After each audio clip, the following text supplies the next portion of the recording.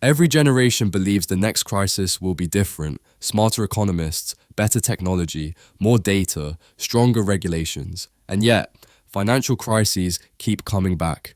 Different decades, different excuses, same ending. The real question is not when the next crisis will come. The real question is why we never seem to escape them. In this video, we are not predicting the next crash. We are exposing the pattern behind every crash, so you stop being surprised when it happens again. Each crisis begins with the same belief. This time is different. New technology arrives. New financial products appear. New ways to borrow, lend, and invest. People believe risk has been eliminated.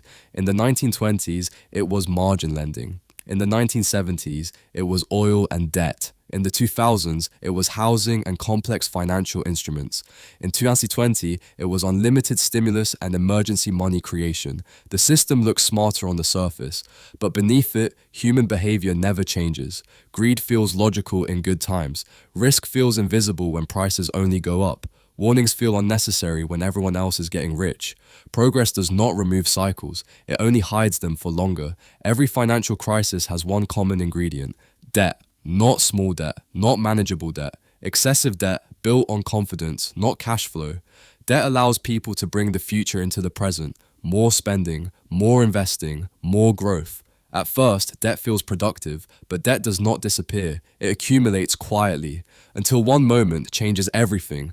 Interest rates rise, income slows, confidence breaks, and suddenly, the future arrives all at once. This is when debt stops being a tool and becomes a trap.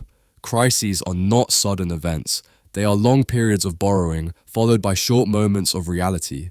When crises hit, central banks step in. They lower interest rates. They inject liquidity. They promise stability. This prevents immediate collapse, but it also creates a dangerous expectation.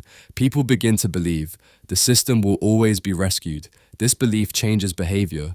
More risk is taken, more leverage is used, more speculation is justified. Because losses feel temporary but gains feel permanent, central banks do not create crises, but by smoothing every downturn, they encourage the conditions for the next one. Short-term stability often leads to long-term fragility. Technology evolves, markets evolve, human psychology does not. People chase what is already rising. They ignore warnings during calm periods. They panic only when it is too late. Fear and greed operate on a loop.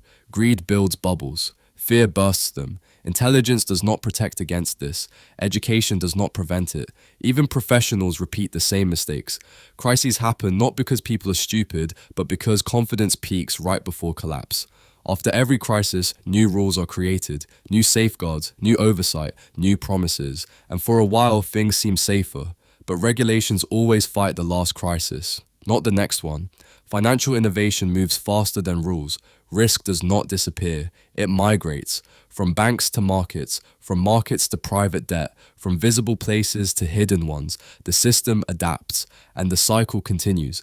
Understanding cycles is not about fear, it is about positioning. People who lose the most in crises are not reckless, they are unprepared. They assume stability is permanent, they confuse calm with safety. They rely on timing instead of resilience. Those who survive do not predict crashes, they build margin. They reduce dependency on debt. They diversify risk. They think in decades, not headlines. Crises transfer wealth. They always have. The only question is which side you are on when it happens. Financial crises repeat because the system is built on cycles and humans refuse to accept them. You cannot stop the cycle, but you can stop being blindsided by it. When you understand how money really moves, you stop reacting emotionally and start positioning rationally. That is what Capital Unlocked is about. Not fear, not predictions, but clarity, because those who understand the system are rarely surprised by it, and those who are not surprised are rarely wiped out.